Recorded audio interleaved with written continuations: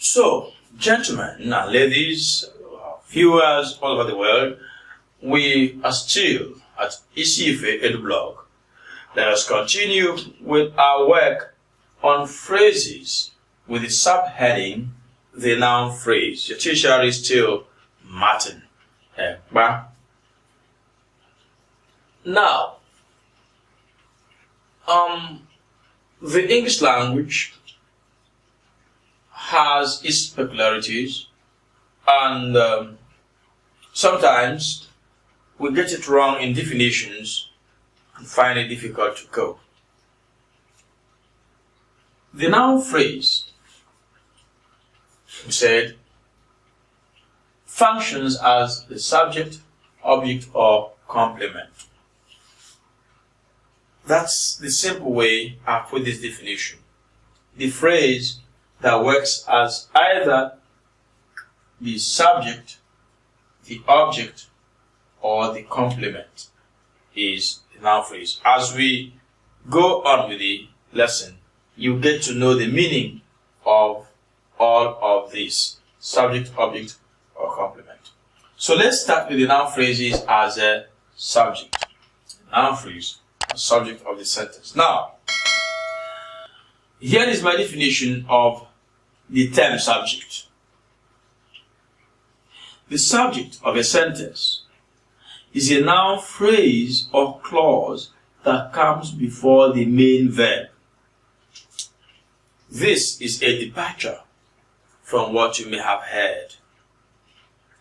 Our regular teachers will say that the subject performs the action. I agree, but this is what I may call half-truth. Alright? This is half-truth. The subject may perform the action, may also receive the action. We have what we call the active voice and the passive voice. In the active voice, the subject performs the action. I agree entirely with that. But it is not to say that the subject performs the action, making it a general thing. No. To the best of my knowledge, the English language is about 50-50. That is, 50% active and 50% passive in construction. So, I wouldn't know why we will persist with that definition that the subject performs the action. Now, my version is that the subject of the sentence is the noun phrase or clause that comes before the main verb. If it comes before the main verb, if that noun phrase comes before the main verb, it is the subject of that verb. Now, it is the phrase or clause discussed by the predicate. It is the phrase or clause discussed by the predicate. So the interest of the speaker actually is what forms the subject. How do I mean? If I'm interested in a dog and this dog gets knocked down, before I mention whatever knocked it down, whether it was a car or a human being, I would first be talking about the dog, which is my object of interest. Alright? What I mean is this. My dog was knocked down. You see, my interest is on my dog, or in my dog, sorry. My interest is actually in my dog. So I have not even cared about who or what knocked my dog down, especially if I were not at the scene of the incident. Alright? So, my dog was knocked down.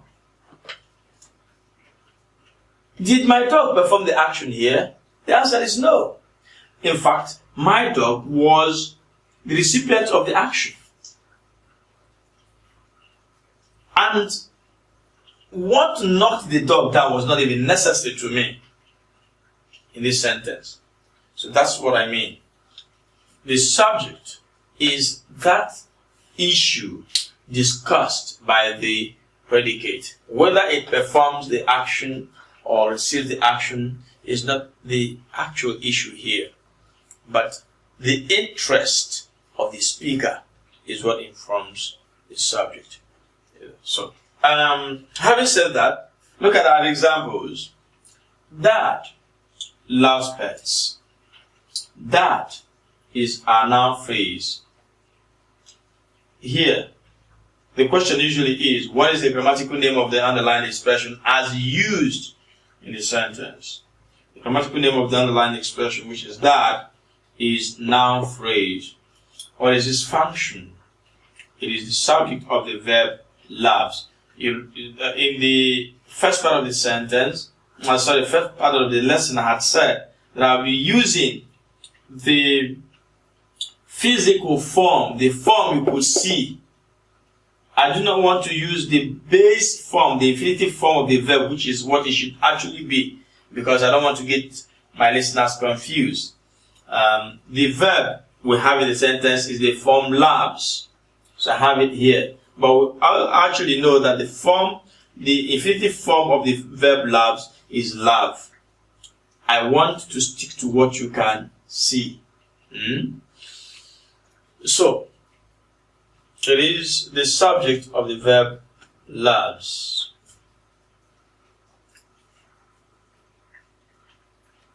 Sorry, let me wipe this.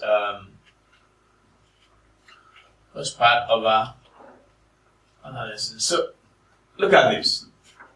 The girl in red leaves clothes. The girl in red leaves clothes. The girl in red is the subject. Alright?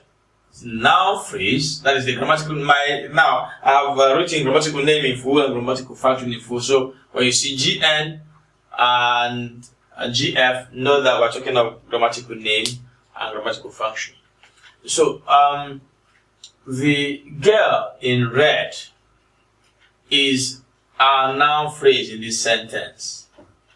It is the subject of the verb leaves. So you see again that there is no action. This person stays there. There is no action in that sentence. The three-story building across the third road, the three-story building across the third road was completed in less than 6 months. Alright? This is a relatively long expression now. We underline a three-story building across the third road.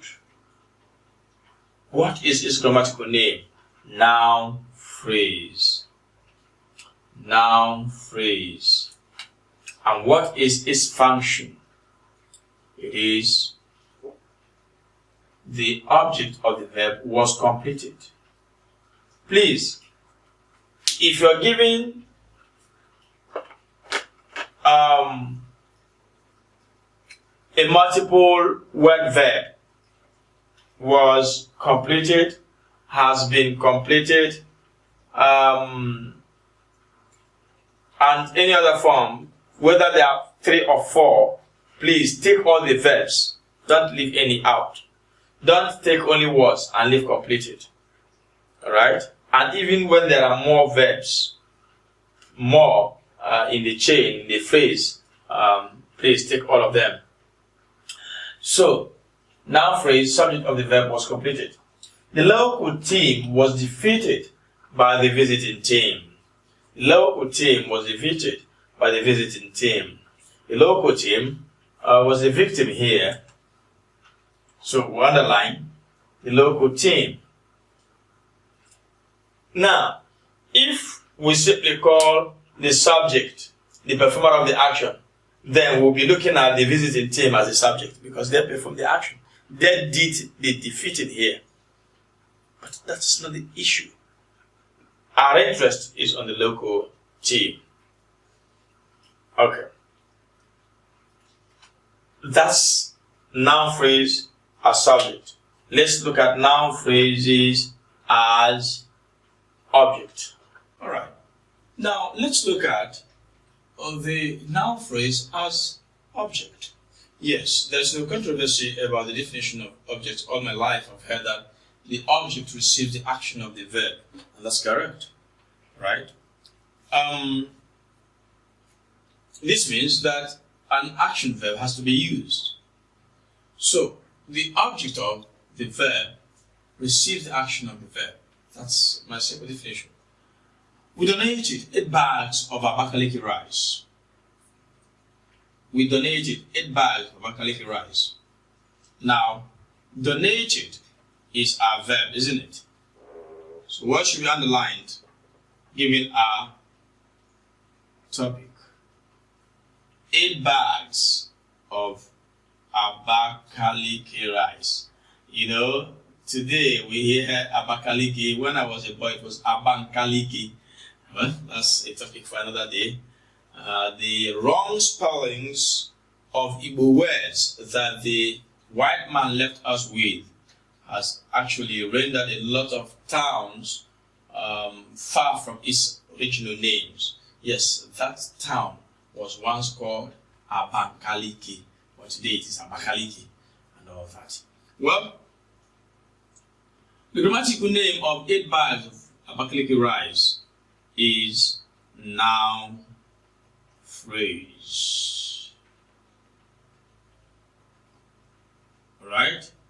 The grammatical function is object of the verb donated. Object of the verb donated.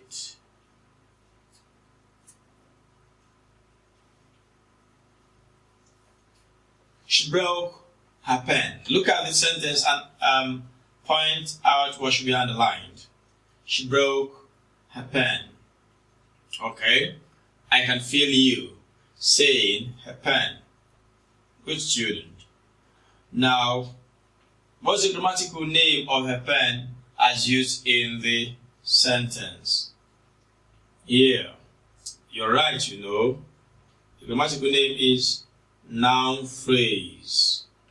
Noun phrase. And it is what? Object of the verb broke. Object of the verb broke. Father killed 2 fat girls for the party.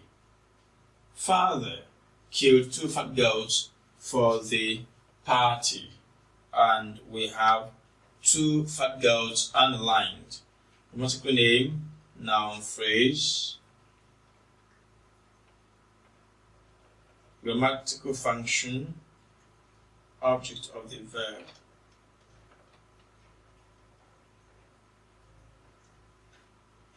Killed. Remember the principles I gave you. If you replace 2 fat girls with a singular word, what do you get? A single word, sorry. Look for a single word that can replace 2 fat girls as used in this sentence. You find the word them. Father killed them for the party. Right? So, them is a pronoun. And as I said in the introductory part of this class, there is no pronoun phrase. So, if a pronoun can take the place of the underlying expression, it is a noun phrase. Alright?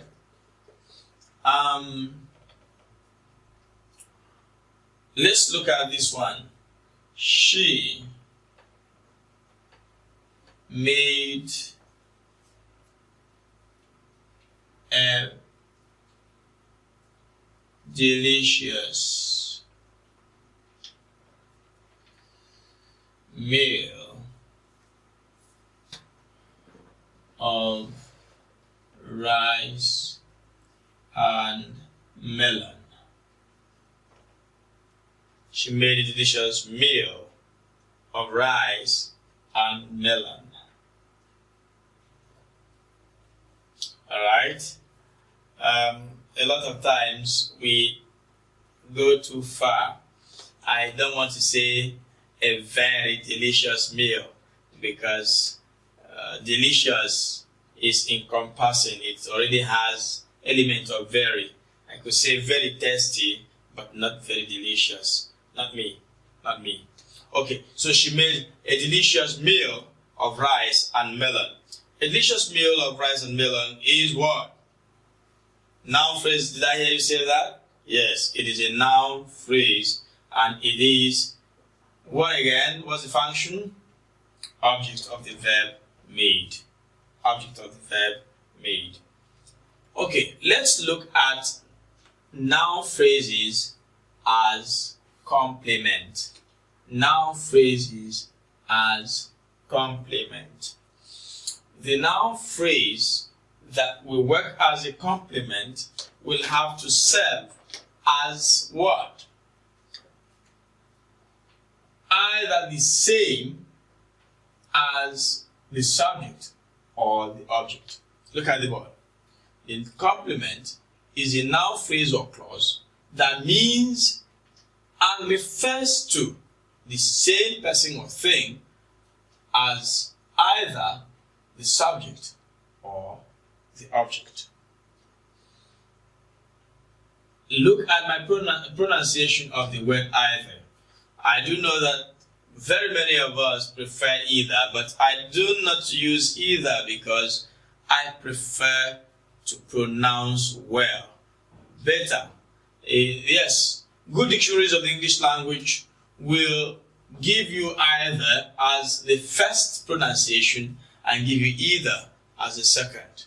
And I prefer to use the first pronunciation. So don't begin to ask, why is he saying either? Is it not either? I know that is in your mind. Now, he is my best friend.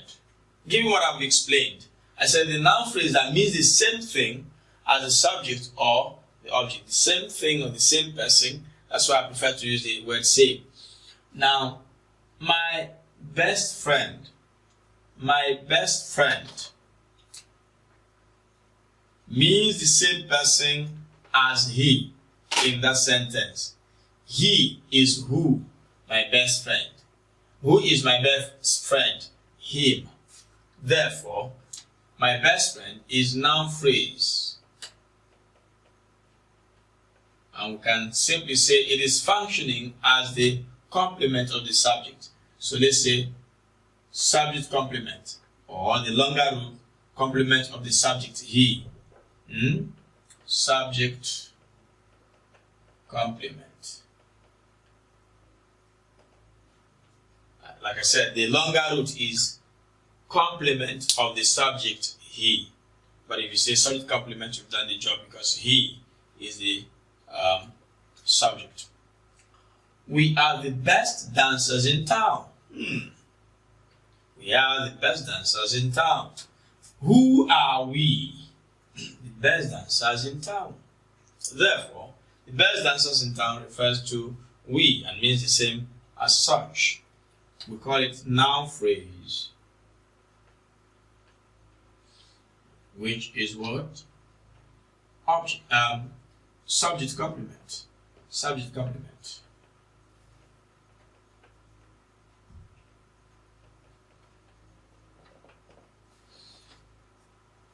Then we have we made Jonathan president. We made Jonathan president. Now, we is our subject. Made is our verb. Jonathan is the object of the verb made. Right? Jonathan is a noun phrase. And it functions as the object of the verb made. After Jonathan, we have president.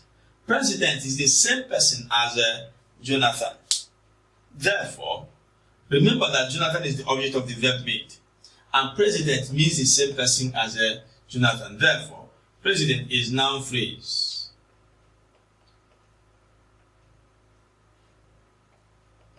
It is the same person as our object, so it is object complement.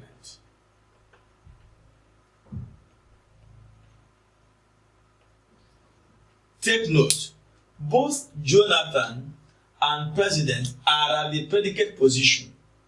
Both Jonathan and president are at the predicate position.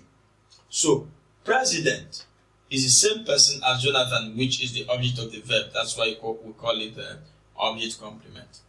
Do not mistake this as noun phrase in apposition.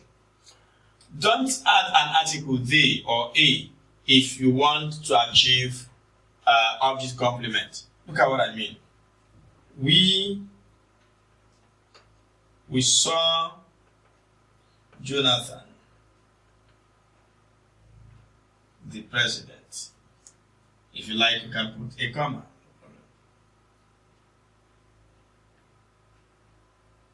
We saw Jonathan, the president.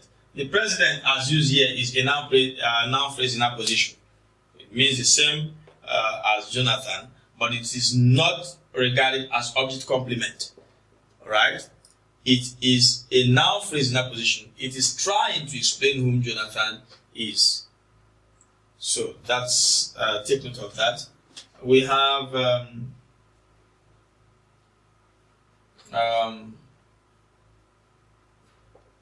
okay.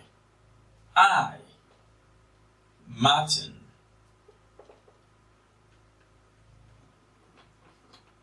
Ekpa,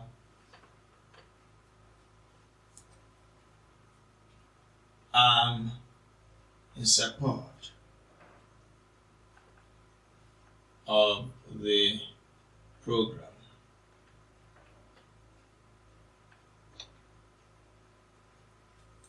I, Martin Ekpa, am in support of the program. Please take note of my use of am here. A lot of us will make a sentence like this and you see is. When there's actually I, the actual subject of the sentence is I. So I am in support of the program. Martin Ekpa shouldn't rule it. Now, Martin Ekpa is a noun phrase in apposition. Alright? Defining whom the I was. So, take note of the differences between the positive noun phrases and noun phrases as complement. That's the size of this lesson, the noun phrase. We've seen the noun phrase as subject, we've seen it as object, and we've seen it as complement. Remember, read your past questions, do the tests and exercises that come with these lessons, and together we shall perfect our use of the English language. Thank you so much.